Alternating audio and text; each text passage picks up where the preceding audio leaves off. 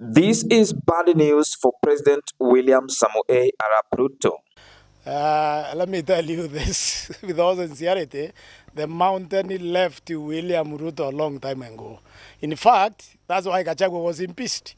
I want us to listen to the full package of that information. But before we do that, please like the video to reach many people as possible, subscribe, and turn on the notification bell.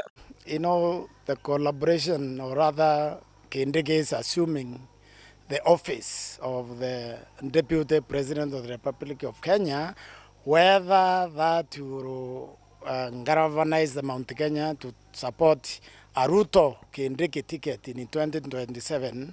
I think the answer for that is not necessarily, I don't want to say not likely. What I want to say is it depends. You see, the Mount Kenya people, these are the most highly educated voters in the country. They don't vote emotion. People think they actually vote emotions. They don't. Ruto sold himself as a candidate very effectively. He had an agenda they identified with and they voted for him. They will have to have an agenda similar to the one Ruto was having with Kindiki. The Mount Kenya cannot vote for the ticket because Kindiki is the deputy president or any other person is the deputy president. That won't happen. What will happen is if the president and his deputy, they have a clear agenda for the country, like the one he had when he was campaigning for election as a UNDA candidate. If they have a clear agenda, they wouldn't be voted because of that agenda, but not because somebody from Mount Kenya is a deputy president. I think this community and the Kenyan community generally has moved out of that space. They understand very well that when you become a deputy president, the young people in your area where you come from, or rather within Kenya as a whole, who didn't have a job, they still don't have a job. The dispensary in your home that didn't have medicine, it still doesn't have medicine. The hospital which didn't have doctor, it still doesn't have doctor. What am I saying? For that ticket to attract the Mount Kenya vote, it will have to restructure the economy. It will have to make a success of the economy. Then the Mount Kenya will vote for it and the whole country will support it. Let me tell you this with all sincerity. The mountain left William Ruto a long time ago. In fact, that's why Gachagua was impeached. Gachagua was impeached because the president has intelligence that the mountain is not there. The mountain is on there because the promises that UNDA made or the president made to the people of Kenya, not just to the mountain, because the mountain is tied to the country, most of those, they don't see them as having been fulfilled. So, being what they are, the people from this region, they already started moving away. And that is, in fact, what has informed Gachagua's impeachment, because he was there without the public. Gachagua was within the government without the Mount Kenya people with him. And that's why it was so easy to remove him. Yes.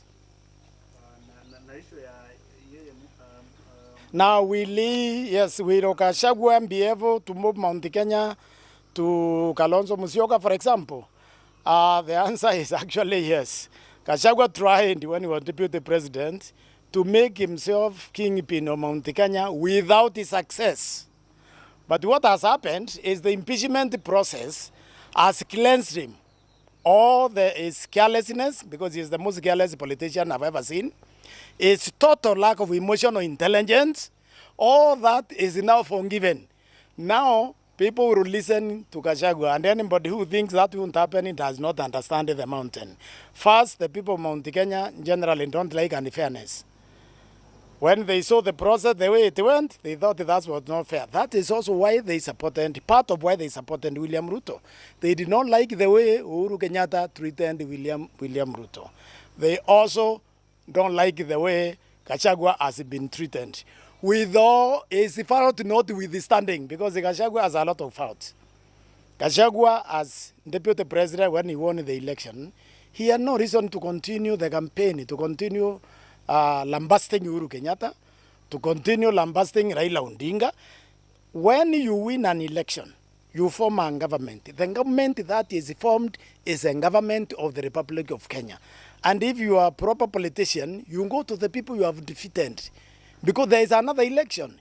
You tell them, well, whatever I said during the election, that was a campaign. Campaign is over. Could we now please work together? He didn't do that. He perpetuated an unnecessary war. But this time, I think, his alliance with sections of Azimio, that alliance will strengthen Azimio, because I can tell you this, right now, Gachagua has a voice within the mountain, which he didn't have until he was impeached. Well, first of all, we wouldn't say as he's an impeached. Gachagua is an impeached person, so his political goal is not there, and this is why I think the framers of that impeachment and the advisors of William Ruto got it wrong. If they wanted to divide the opposition vote, they should not have impeached Gachagua. And impeached Gachagua is more dangerous to the government than a Gachagua who is not impeached. The reason is this: Gachagua is a very difficult person. Gachagua was going to be a presidential candidate. Nobody was going to remove him from being a candidate.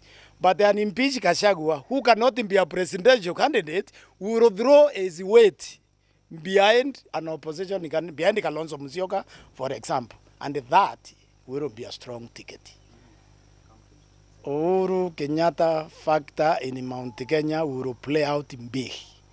Uhuru was another person who was not popular in Mount Kenya. Okay, he was completely unpopular.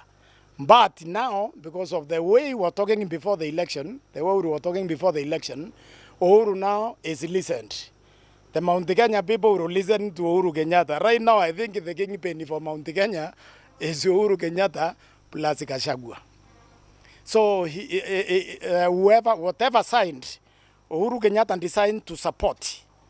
That design will have people of Mount Kenya fully behind it. If you are talking about the mountain, not Kenya. Although if you ask me, I think this Kenya will probably be all of it on one side, depending on how the country moves its economy from now going forward. Let us be brutally honest with ourselves. It will take President William Samoei Arap Ruto a lot of sacrifices in 2027 to get many votes in Mount Kenya region, because Rigathi Gachagua will not allow that.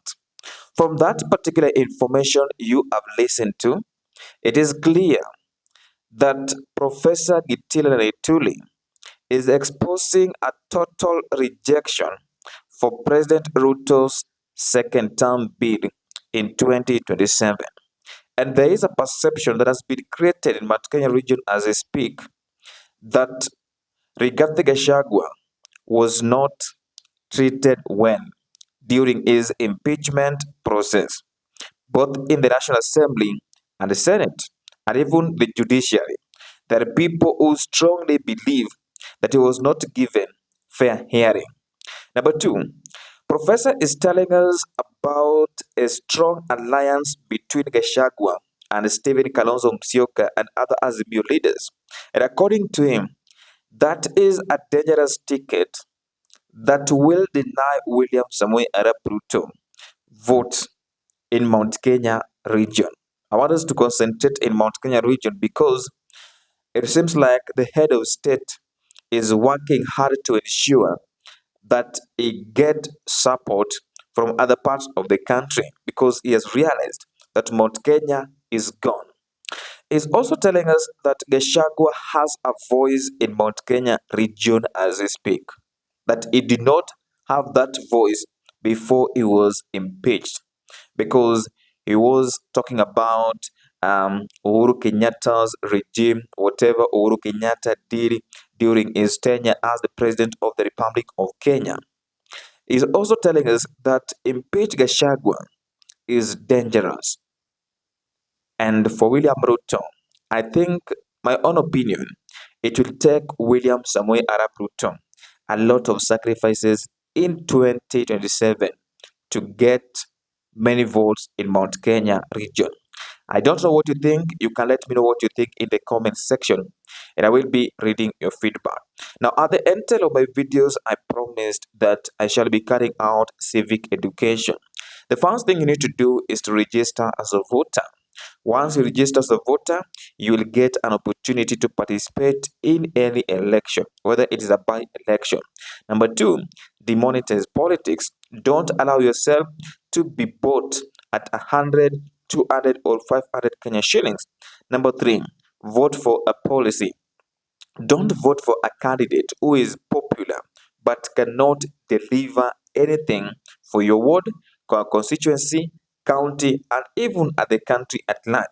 You have seen the members of parliament we have, MCAs, and even governors that we have. So it is you who can change that outcome. Bye for now. I will see you in the next video.